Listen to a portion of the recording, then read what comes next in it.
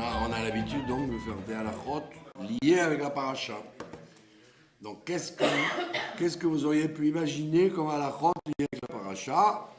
Ben, tout simplement les halakhot concernant le respect du Bet Knesset, puisque c'est aujourd'hui le sanctuaire de Dieu, ben, c'est les synagogues. D'accord? Donc on voit qu'il y a des halakhot Bet Knesset. Comment on se comporte dans un Bet Knesset? D'ailleurs, le Midrash, il dit, celui qui respecte mes petits sanctuaires de la galoute, c'est-à-dire les synagogues, le Bet Knesset, il aura le srout de voir mon Bet Amikdash. Et par contre, celui qui ne respecte pas, eh ben, il aura le désagrément de voir un jour les Bet Knesset détruits. Et c'est ce qu'avait expliqué le rabbi de Gour. Quand ils lui ont posé la question, le rabbi de Gour, après la guerre, ils lui ont posé la question, comment ça se fait que dans tous les pays où les Allemands sont arrivés, ils ont démoli pratiquement toutes les synagogues, et il y a quelques endroits où ils n'ont pas abîmé les synagogues, et surtout dans les pays séfarades. Tous les Arabes étaient dans les pays séfarades, en Irak, en Égypte, en Égypte, ils ne sont pas arrivés parce que les Anglais. En Afrique du Nord, en beaucoup d'endroits, et en Europe. Et donc, pratiquement toutes les synagogues séfarades ont été épargnées. Et alors qu'en Europe, à part la nuit de cristal, évidemment, où ils ont tout démoli en Allemagne, il y a eu beaucoup de synagogues en Pologne, en Tchécoslovaquie, etc., qui ont été complètement rasées et transformées en écuries. Enfin, bon, en plus, ils faisaient exprès de. Et par exemple, vous voyez la synagogue du Maharal de Prague, ou la synagogue du Rama à Cracovie, ou les synagogues séfarades, n'ont pas été touchées du tout. Alors il a répondu parce que les gens ne parlaient pas dans ces synagogues.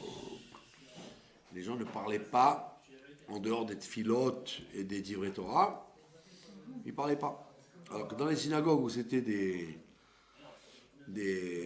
bourses du diamant et du dernier salon où l'on cause, puisque les gens n'ont pas respecté leur propre synagogue, eh ben les Allemands n'ont pas non plus respecté.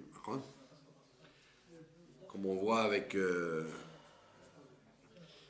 me rappelle, je ne vais pas raconter à Paris, parce qu'il y avait une synagogue où je priais. Alors un jour, j'avais un ami, il lisait la Torah là-bas. Un matin, il me dit, samedi matin, il me dit, je n'ai pas préparé du tout la lecture, je suis très embêté. Alors je dis, si tu veux, je reste, je te souffle. Après, j'aurais prié ailleurs après, mais je te souffle. Il m'a dit, non, t'inquiète pas. De toute façon, comme personne n'écoute, tout le monde parle. Même si je me trompe de paracha, personne ne s'en rendra compte. Tu peux partir tranquillement, même si je me trompe de paracha. Les gens ne verront pas la différence si c'est Kitissa, Trouma, puisqu'il n'écoute pas de toute façon. Dès qu'il commence à lire, blablabla, blablabla, blablabla, et les hommes, les femmes. Bon. Donc, Bekitso, le respect du Bet Knesset, ça consiste, Aleph, premièrement, à considérer qu'on est dans un mikdash meat, dans un petit sanctuaire. On n'est pas dans le dernier salon où l'on cause. D'accord? Comme hier, il y avait des gens qui parlaient. Alors, je leur ai dit, ici, on n'est pas dans une choule, d'accord? Soyez gentils, vous n'êtes pas dans une choule ici, vous ne parlez pas. D'accord? Bon, ça les a fait rire, puis ils ont arrêté de parler. Ça veut dire qu'il doit y avoir une crainte révérentielle quand on rentre dans une synagogue, comme quand on rentre dans un lieu saint et pas dans un lieu de réunion amicale et publique, etc. Même si Même si on ne dit pas de la shonara ou qu'on ne se dispute pas. Mais le fait de considérer le Beth Knesset comme un endroit, comme un restaurant ou un hall de gare, ça lui enlève la dimension de Gdusha. Il y a une vieille dame qui passait à l'époque devant la synagogue et de loin elle faisait comme ça, comme s'il y avait le bon Dieu dans le. Alors je disais aux gens, regardez, vous voyez comment ils vont faire. De loin elle avait peur rien que de la synagogue. Et donc il y a un problème vis-à-vis des enfants par exemple. Bon, ce qui se passe le Shabbat très souvent, il y a des gens, que Dieu les bénisse, les femmes elles veulent se reposer à la maison, alors elles disent au mari, tiens, prends les enfants, va à la choule avec eux. Donc c'est une garderie d'enfants, quoi. C'est pas une synagogue, c'est une garderie d'enfants. Alors, c'est vrai, c'est difficile d'avoir les enfants à la maison quand le mari fait la synagogue, mais je suis désolé, c'est pas moi qui ai demandé aux gens d'avoir des enfants, ni de me demander qu'ils respectent. Donc si la femme, elle utilise le mari pour faire la garderie d'enfants, soit il y a une structure dans la synagogue. Ça arrive, il y a des endroits où il y a une structure, où ils gardent les enfants, où ils leur font faire des prières et des jeux, etc. pour les occuper. Mais il y a des endroits où il n'y a pas. Et donc quand il n'y a pas, donc si les parents, le père n'est pas capable de les surveiller, c'est pas qu'il n'a pas une mitzvah de les amener, il a une mitzvah de ne pas les amener. Et donc c'est un problème au niveau. Pardon ? Il faut la faire, ouais, pas devant tout le monde, mais il faut leur dire en catimini, voilà la règle. On ne veut pas imiter ce qui se passe ailleurs, mais imaginez-vous que dans une église, d'accord ? Dans une église, il y a un silence religieux. Imaginez-vous dans une église, vous voyez avec des enfants, ils commencent à crier pendant que l'office se passe. Ce serait inconcevable. Et dans une mosquée, en parlant pas, on leur couperait la tête carrément. Donc la synagogue, c'est vrai que le bon Dieu, il nous aime bien, mais nous, on doit le respecter. Et donc, le respect qu'on donne à une synagogue, c'est quelque chose qui doit être à la base. Et si tu ne le fais pas quand les enfants sont petits, quand ils seront grands, ils se comporteront dans la synagogue comme leur père s'est comporté, d'accord ? Mais quand on les amène, par exemple, la femme les amène à la synagogue, elle s'assoit avec eux. Voilà, si les gens les amènent. Mais des fois, ils vont venir jouer dans le. Très bien, très bien. Si c'est au niveau chinour, il a le droit de s'étonner, l'enfant. On ne parle pas de ça. On parle que dans l'esprit de l'enfant, comme dans l'esprit de l'adulte, la synagogue ne soit pas un endroit où on vient jouer. C'est un endroit où on vient respecter. Alors, c'est évident que ce n'est pas évident à 5 ans, 6 ans, qu'un enfant il comprenne qu'une synagogue, c'est un endroit où on se tait. Donc s'il n'est pas capable de se taire, c'est normal. Alors, on le garde dehors, ou on le joue dehors avec lui, mais on peut pas pour ne pas ancrer en lui le fait que la synagogue, c'est l'endroit où on fait du balagan. Même s'il vient retrouver ses copains à Vakasha, il n'y a aucun problème de revenir retrouver ses copains. Mais qu'il ait peur de la synagogue, Hirat Hamikdash, ça s'appelle. Et alors, au temps du Beth Hamikdash, d'accord, il y avait carrément, comme il y avait l'interdiction de rentrer avec un bâton, les gens qui avaient un bâton pour marcher, quoi. Les pèlerins, ils avaient un bâton. Les bourses, les victuailles, etc. De la même façon, dans une synagogue, on n'a pas le droit de rentrer dans une synagogue avec quelque chose de gros, de méprisant. Par exemple, il y a des gens, ils ont peur de se faire voler leur vélo, alors ils rentrent avec le vélo. Alors je leur dis, vous êtes bien gentils, mais tu mets un cadenas avec le vélo dehors, ou tu restes dehors avec le vélo. Mais tu rentres pas le vélo dans une synagogue, c'est pas la gare du Nord. Et les gens ils disent, ah bon, ça les étonne. Alors je dis, dès que tu rentres dans les synagogues, tu dois avoir une crainte révérentielle. Ni commencer à dire, ça va, comment ça va, tu vas bien ? Par contre, tu dois avoir une crainte révérentielle qui s'appelle Hirat Hamikdash, comme il y avait au Beth Hamikdash. On ne pouvait pas se promener avec son sac. Il y a des soldats qui rentrent. Ils me disent, par exemple, je peux rentrer avec mon barda, ils me font signe. Donc ça veut dire qu'ils comprennent que je peux leur dire non, non, c'est pas un truc kavod ici, c'est pas la Tahara Merkazit. Donc ça veut dire que rien que la question, ils comprennent que c'est vrai. Il y a une question, si on peut rentrer avec un chien, un aveugle peut rentrer avec un chien.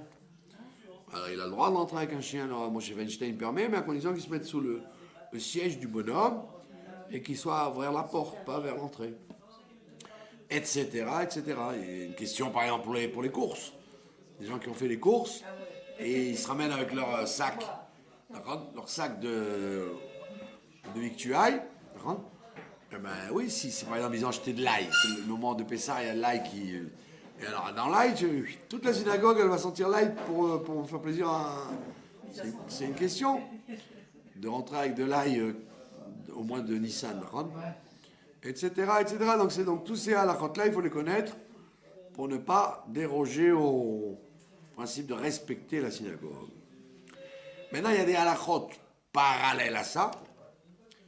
C'est des halachot que comme dans le Bet Hamikdash, le Mishkan, il y avait ce qu'on appelle il y avait la table de proposition. On mettait les 12 pains.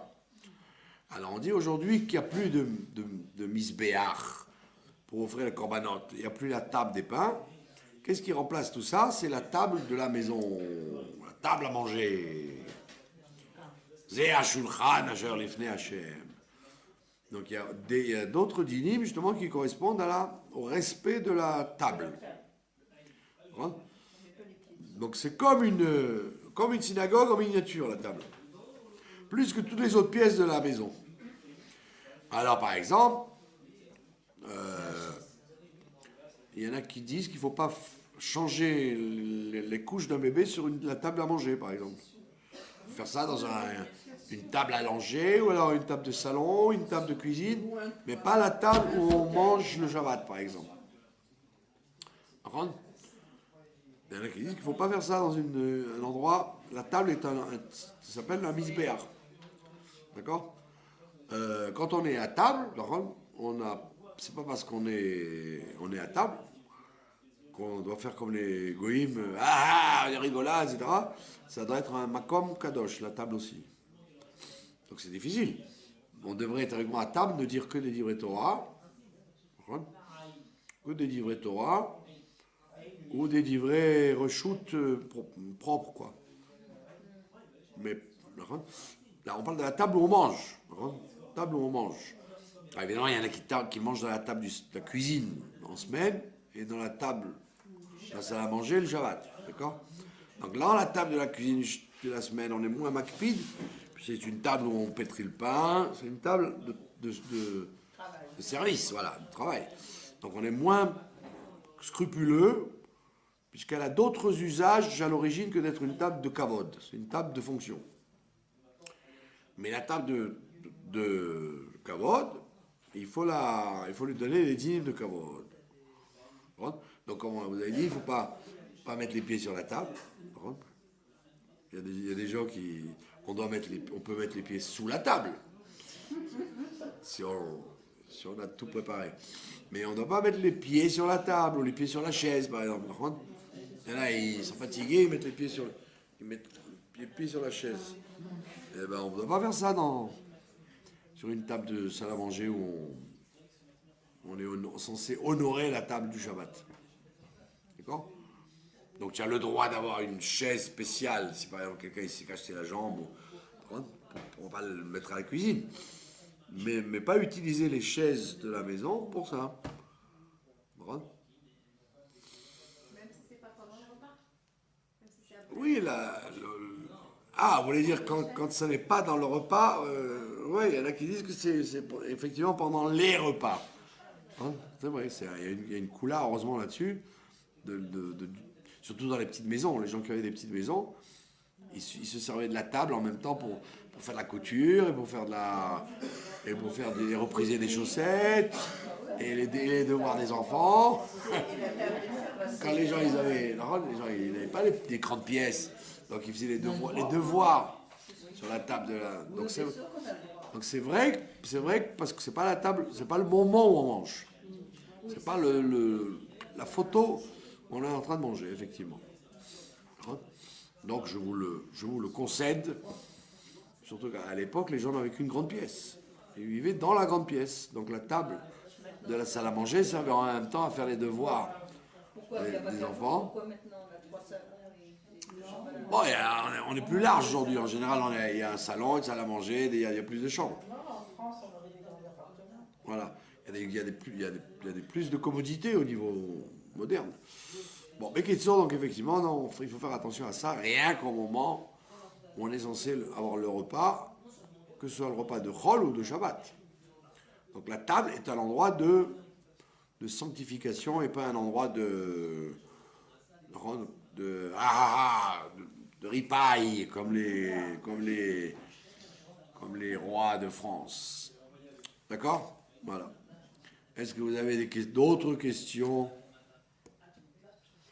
Moi, j'ai remarqué que les enfants, quand on les éduque depuis le jeune âge à respecter la synagogue et la table, ben, ils se comporteront différemment quand ils vont vieillir. Ça inscrit chez les gens la retenue, quoi. Moi, je sais que quand j'étais petit, jusqu'à très très tard, ça n'existait pas de venir à la synagogue pour faire le zouave. Tu t'asseyais à côté du grand-père ou de l'oncle. Si tu n'es pas content, va jouer dehors. Sinon, tu prends le sidour et tu suis ou tu fais semblant. En tous les cas, tu n'interviens pas outre mesure. C'est comme on se tient. On dit quand on se tient. Depuis l'âge de 4 ans, je me rappelle quand j'étais petit, ça n'existait pas de venir à la synagogue pour jouer. Quand on se tient à table, on se tient dans la rue. Voilà, et comment on se tient à table, il faut se tenir à la table. Voilà.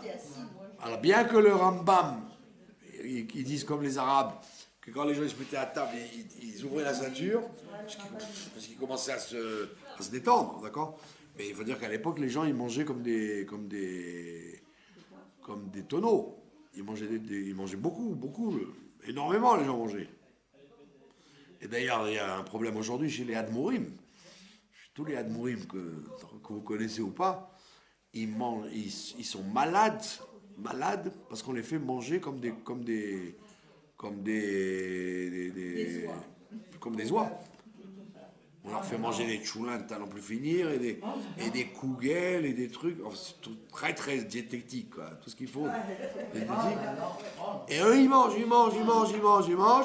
Et après, ils arrivent à une situation où ils ne peuvent même plus bouger, quoi. Pourquoi? Vous savez, chez les Juifs, il y a le culte de la table, comme disent les mères. Si tu ne manges pas, tu ne vas pas avoir de force. Comme si c'est le fait de manger qui donne des forces. En général, on voit que c'est pas vrai. C'est pas parce que tu manges spécialement que tu as des forces. Au contraire, si manger donnait des forces, quand tu as mangé, tu n'aurais pas envie de dormir. Au contraire, tu as envie de. Donc ça veut dire que quand on mange, en vérité, on se fatigue. Donc il y a beaucoup de milieux chez les chassidim où ils font manger le hadmour comme ma grand-mère quand elle voulait que je mange ma soupe. Et ils deviennent obèses, énormes, ils ne peuvent plus bouger. Ils ne comprennent pas que manger, c'est... Pourquoi? Parce que c'est le kavod de la table. Alors qu'en vérité, on te dit, oui, c'est vrai, il y a le kavod de la table, mais tu n'es pas obligé de te goinfrer à table pour faire kavod à la table. Tu peux manger proprement. D'accord?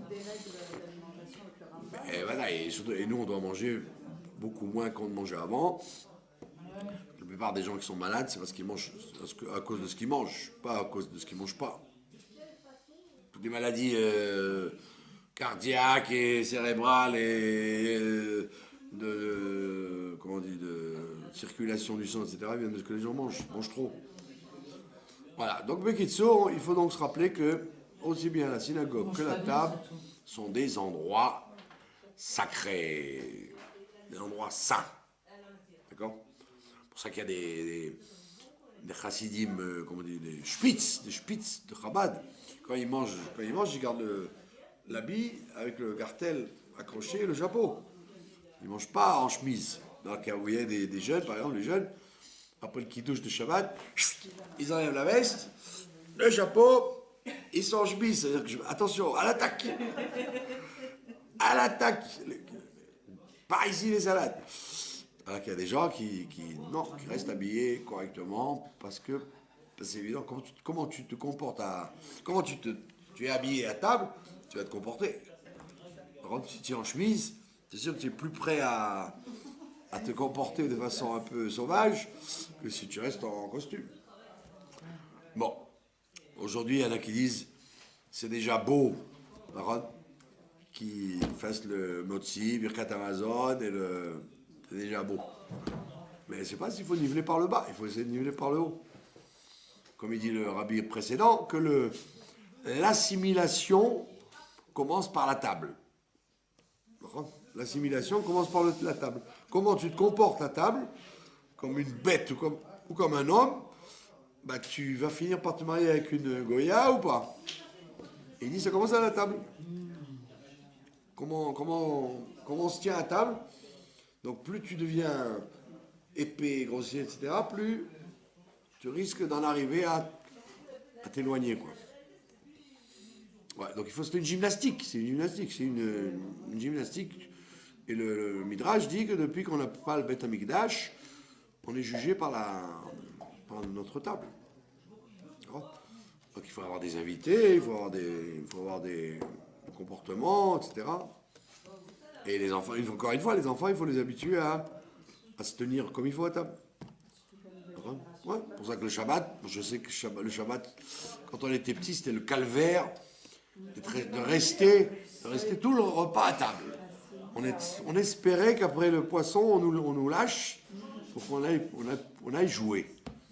Et d'ailleurs, il vaut mieux qu'ils aillent jouer que de rester à table et faire les oeufs. Alors, quand on vieillit, au contraire, on ne sait plus quitter la table.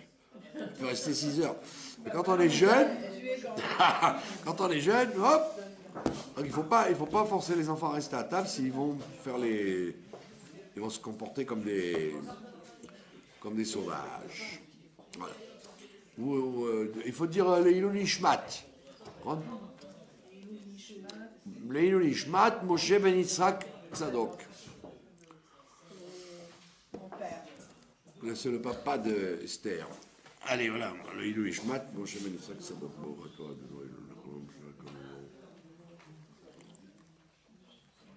Dans le monde entier, on m'aura vu dire Leilou Nishmat pour votre papa. C'est quand même pas mal. Voilà, maintenant nous allons passer à la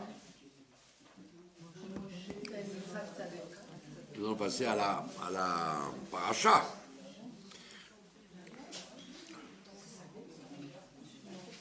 Le problème de la période, c'est que on a dit comme la semaine dernière déjà, à partir de maintenant jusqu'à la fin du livre, chez Mott, on ne parle que de la construction du Mishkan.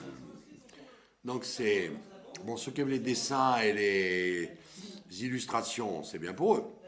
Mais ceux qui aiment l'action, ça les change de Bereshit. Caïn et Abel qui s'entretuent, Sarah qui est emportée chez Pharaon. Il n'y a pas d'action, quoi. C'est que de la construction un peu rébarbative du Mishkan. D'accord? Mais ce qui est remarquable, c'est que la plupart des années, cette histoire de la construction du Mishkan tombe dans le mois d'Adar, toujours.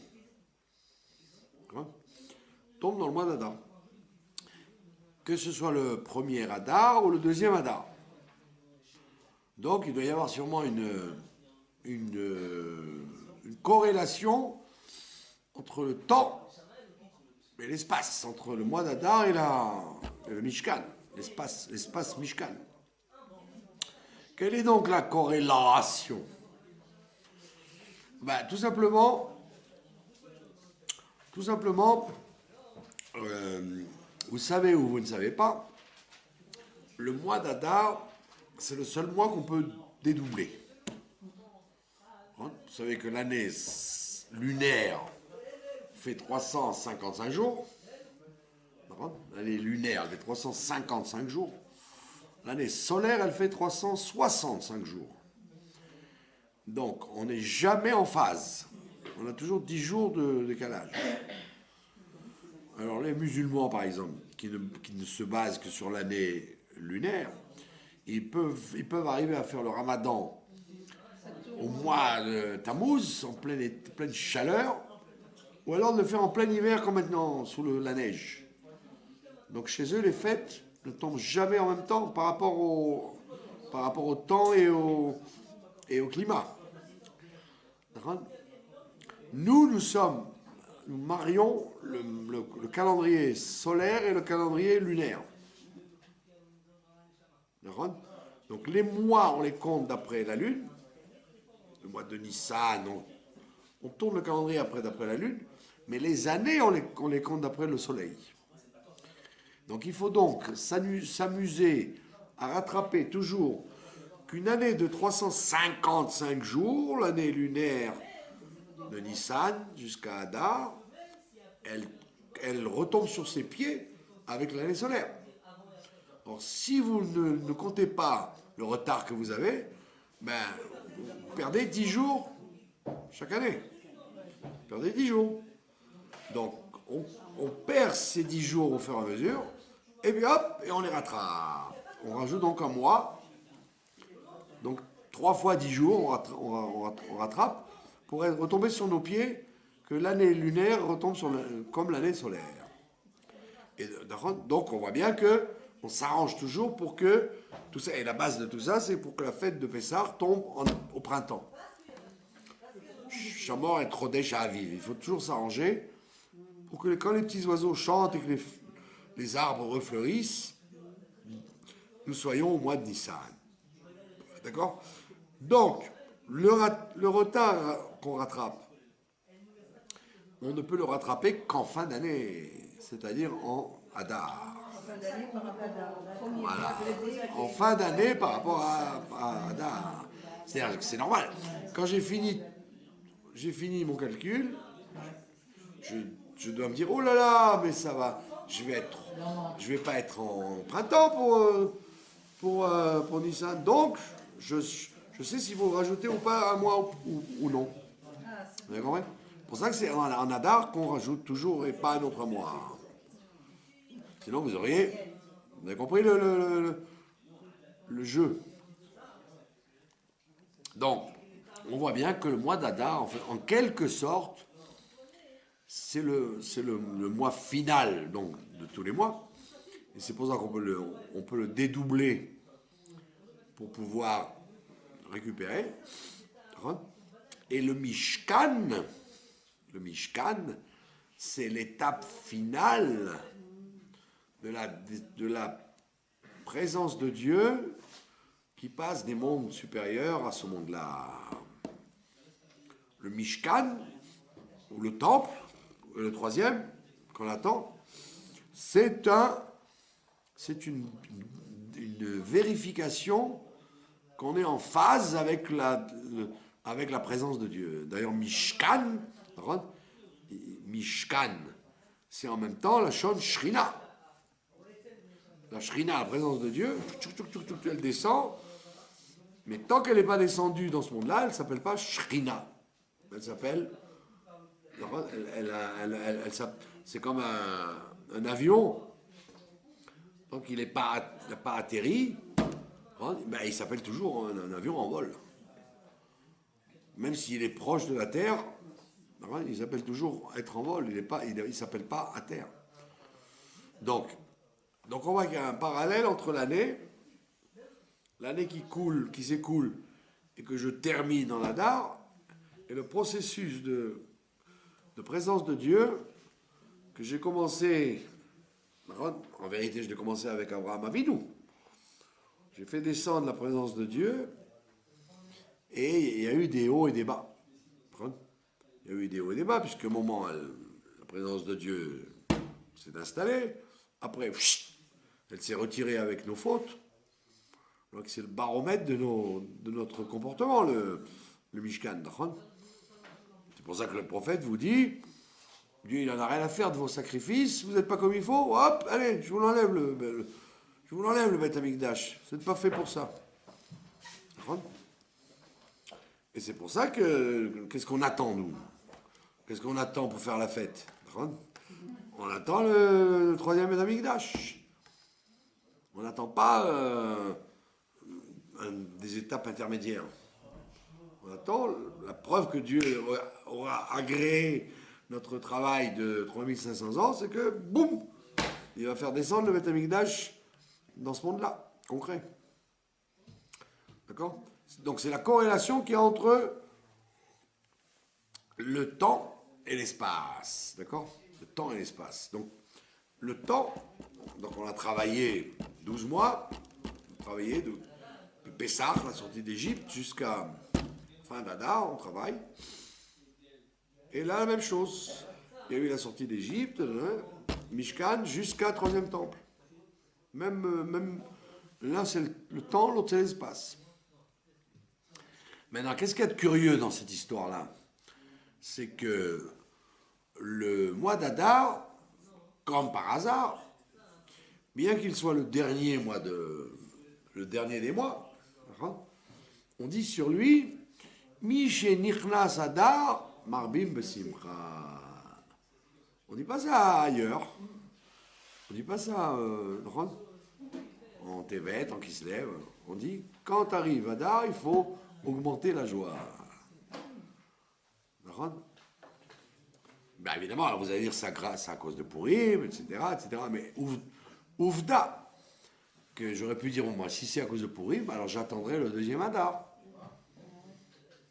Si c'est absolument à cause de Purim.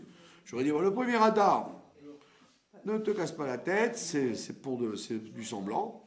Attends le deuxième Adar et tu commenceras à être Besimcha. Mais non, déjà, sont maintenant Besimcha, dès que le premier Adar rentre. D'accord? Donc on voit bien qu'il y a encore une autre corrélation, c'est que pour faire descendre le Mishkan sur terre, il faut être dans une situation de simcha, une situation de joie. Donc ça veut dire que c'est pas du tout pachout, c'est pas du tout évident. Comment je vais tu me dis qu'on construit le Beth Amikdash, c'est très bien. Donne-moi une pierre, donne-moi un marteau, je te construis le Beth Amikdash et c'est tout.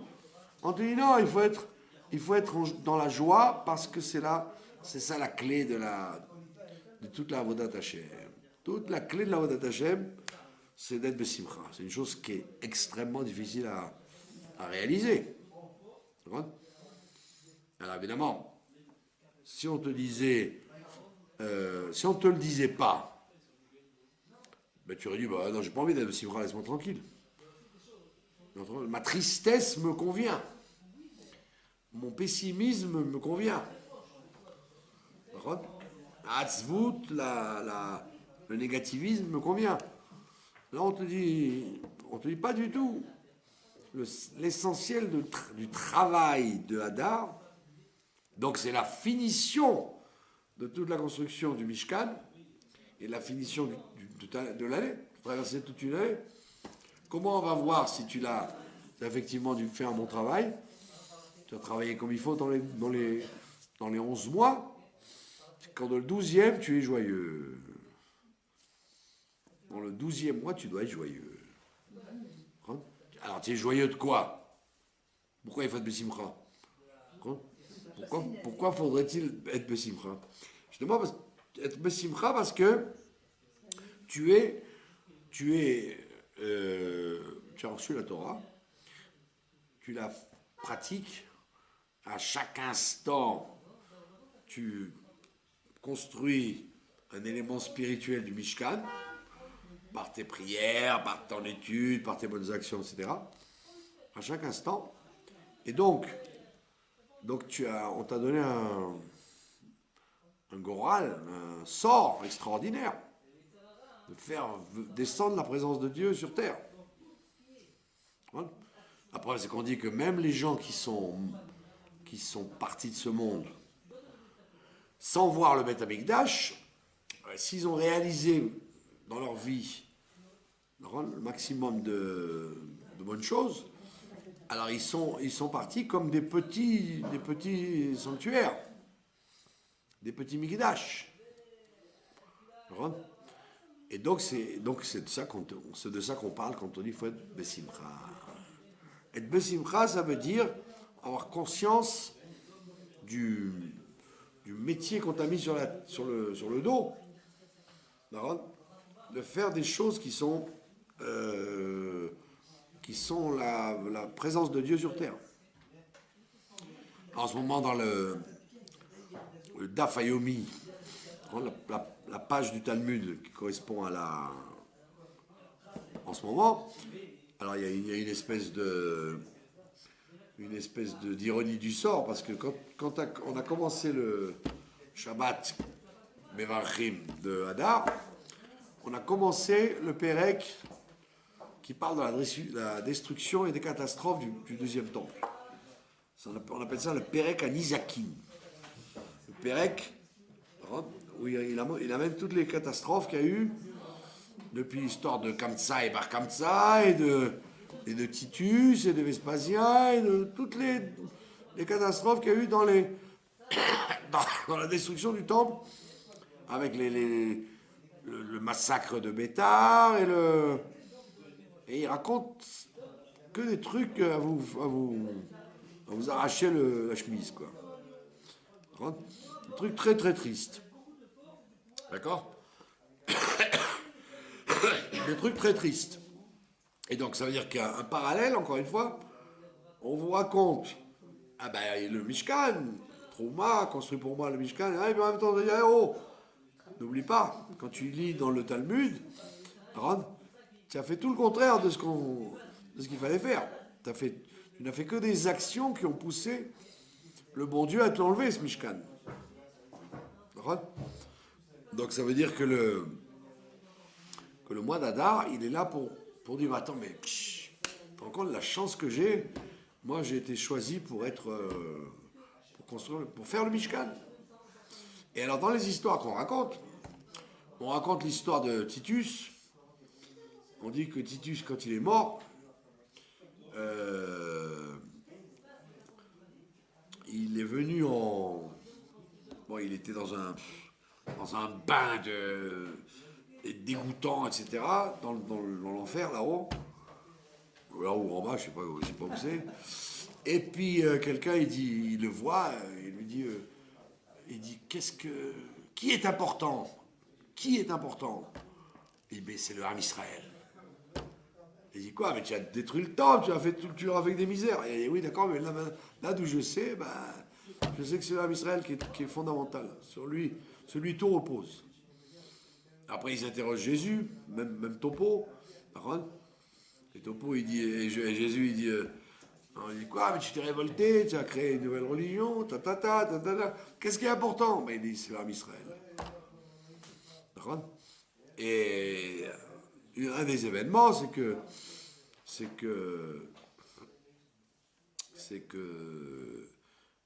il y a, comment il s'appelle, Onkelos, le converti Onkelos, qui veut se convertir, et son oncle lui vient en rêve et il lui dit, mais tu es fou de te convertir, tu n'y arriveras pas, c'est trop dur. Et quand il meurt, il lui dit, tonton, qu'est-ce qui est important? Il dit, c'est le Ham Israël. Donc on voit bien que dans ce monde-là, ni nous ni les goïms ne le reconnaissons. Les goïms parce qu'ils n'ont pas envie, et nous parce que ça nous oblige à être besimcha. Ça nous obligerait à être besimcha. Parce que tu diras, attends, quoi? Qu'est-ce que j'ai dans ce monde-là? Je galère, je passe mon temps à ramer. Et donc, si j'étais né américain, goy, riche, j'aurais été plus heureux. Là, je suis obligé d'être juif, de faire les mitzvot, d'être montré du doigt. Donc, on te dit, justement, si tu as un peu compris le sens de l'histoire, tu devrais te lever tous les matins, en sautant en sautant sur ton lit, en disant youpi, je suis juif, c'est grâce à moi que la présence de Dieu descend sur terre. Au lieu de ça, tu dis oh là là, il fait avec ce froid, il faut se lever pour aller à la synagogue, il faut amener les enfants à l'école, oh là là, tu vois pas le temps qu'il fait. Oh. En plus, l'école, c'est pas en bas, rue Milton. Il faut attendre le transport et le gars qui arrive en retard et qui grogne. C'est tout ce qu'on fait, en vérité, on devrait être content parce que c'est des preuves qu'on est élu par Dieu. Et en vérité, comme tout est obscur, c'est le mois Esther, Aster, Astir, Panaï. Dieu cache sa face. Donc tout est là pour nous montrer qu'est-ce qu'on est, comment on dit, courageux quand même de faire la volonté de Dieu alors que ça ne nous apporte rien. J'aurais pu pas me casser la tête, et là surtout je me casse la tête. Et surtout, je me casse la tête parce que je réalise par là la présence de Dieu, le Mishkan sur terre. Donc c'est pour ça qu'on te dit, quand tu arrives à Adar, c'est comme c'est le dernier mois depuis Nissan, donc tu fais ton Sachakol, tu fais ton bilan, et tu dois être très heureux en disant que tu te rends compte, j'ai passé une année à faire Torah ou Mitzvot. Incroyable. Le compte en banque spirituel que je dois avoir là-haut. Vous vous rendez pas compte? D'accord? Or nous, évidemment, comme le diable nous empêche de voir, alors il nous fait croire qu'effectivement on perd notre temps. Une femme qui se marie, par exemple, la pauvre, elle dit j'avais des beaux cheveux, je suis obligé de découvrir. J'avais des belles jambes, je suis obligé de découvrir. Donc je suis un pigeon. On est des pigeons. Des pigeons voyageurs. Donc chaque détail, on peut le renverser. Enfin, le Satan vient et te dit de quoi tu te réjouis? Tu as gâché ton look, tu as tout gâché. Tu as tout gâché, tu as tout faux. Ça donne matière à réflexion. C'est pour ça qu'on te dit qu'il faut être joyeux, parce qu'en fait, la tristesse qui nous prend, surtout quand vient le mois d'Adar, parce qu'il y a beaucoup d'événements qui font, d'ailleurs l'attentat des pauvres étudiants là, de Kriyat Moshe, là, c'était proche Chodesh Adar, c'était. Oui. Ça veut dire qu'il y a toujours des événements. Oui. Il y a toujours des événements exprès pour te dire qu'est-ce que ça veut dire Marvin Messimra, qu'est-ce que tu rajoutes de la joie, mais c'est horrible ce qui se passe, la vie est triste. Donc, évidemment, c'est un discours dur à respecter, ce que je suis en train de dire, parce qu'il faudrait déjà que je le fasse pour moi, déjà. Je devrais sauter dans l'air, chanter dans la rue, et on voit qu'on ne chante pas dans la rue. Pourquoi on ne chante pas dans la rue? Parce qu'on est obscurci par les impressions. Donc c'est pour ça qu'on te dit le Mishénirnas Adar Amarmé Messimra, parce que c'est la descente de la présence de Dieu sur terre, c'est toi qui la réalises. Le Mishkan, c'est toi. Qu'est-ce que Dieu aurait fait de sa Torah si tu n'étais pas là pour la réaliser concrètement dans les conditions matérielles les plus désagréables? Encore nos conditions à nous sont quand même plus faciles aujourd'hui qu'avant. Il y a moins de raisons d'être inquiet et triste que... Par rapport à ça, oui. Dans l'absolu. On étudie un texte du Admor M.C. le matin, alors il t'explique Pharaon et Yosef, et Nana, et la galoute, et l'écrasement de Pharaon. Et il y a celui qui fait le cours, enfin, on est ensemble. Il dit oui, c'est ce qu'on vit maintenant, Ah, j'ai dit, examta. J'ai dit, tu as vraiment exagéré. Tu vas pas comparer Netanyahou à Pharaon quand même. Encore avec Netanyahou, il compare. Non, la situation qu'on a, que les gens travaillent, ils s'enrichissent pas, ils sont toujours embêtés par. Oui, je dis, c'est vrai, c'est exaspérant.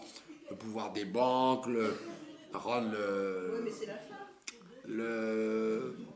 ce qu'on vit, d'accord. Le pouvoir de ceux qui ont le pouvoir. Ok, mais on va pas comparer quand même les difficultés qu'on a et les misères qu'on nous fait vis-à-vis de ce que nos ancêtres ont vécu, d'accord. Donc c'est pour ça qu'il faut pas être bête et ingrat. Mais malgré tout, le diable, il fait son travail. Dès qu'arrive le mois d'Adar, il te dit, je vais t'en faire voir, moi, de la simcha, tu vas voir. Et les problèmes s'accumulent. Les problèmes arrivent sur la tête des gens. Et c'est ça qui me fait rire, parce qu'en réalité, tu sens que ça ne peut pas être faux. Ça ne peut être que vrai, cette histoire-là, puisque c'est systématique. Oui, c'est ça. C'est systématique. C'est comme je rigole tous les ans à Tisha B'Av. Tisha B'Av, on est censé être assis par terre, triste et tout. Il y a toujours des fous rires et des blagues. Et très facile. Ça fuse. Pourquoi? Parce que c'est Dafka, le jour où il faut être sérieux, dire le Beit Hamikdash. Puis il y a le gars qui fait la bonne blague. Pourquoi? Parce qu'on te dit d'être sérieux. À la limite triste. Ah, c'est sûr que tu ne vas pas être triste ce jour-là. Il va falloir être tous les événements pour te faire rigoler. Il fait beau. Les oiseaux chantent. Alors qu'on voit qu'en Adar, c'est systématique. Puisqu'on te dit d'augmenter la simcha, c'est qu'on va t'attendre par la porte de derrière pour te l'enlever comme il faut, la simcha, d'accord? Et toi, tu dois surmonter ça, passer par-dessus la barrière et dire non, s'il faut être besimcha, c'est qu'il doit y avoir des raisons d'être besimcha. Alors c'est pour ça qu'il faut se prendre en main. Je ne dis pas que c'est facile, puisque c'est le tikkun, l'ultime tikkun de la fin des générations, c'est d'être de bonne humeur, d'être joyeux. Et donc c'est pour ça que le fait que Dieu ait demandé à Moshe de faire le Mishkan, on dit que quand ils l'ont fini, ils étaient joyeux. Et ils ont attendu que la Shrina descende dessus. Donc ils ont compris qu'effectivement, la sortie d'Égypte, c'était concrétisé par quelque chose de sérieux, le vrai Mishkan, concret. Alors nous, évidemment, c'est plus dur. La Torah, elle parle très vite. Elle te résume les situations très vite.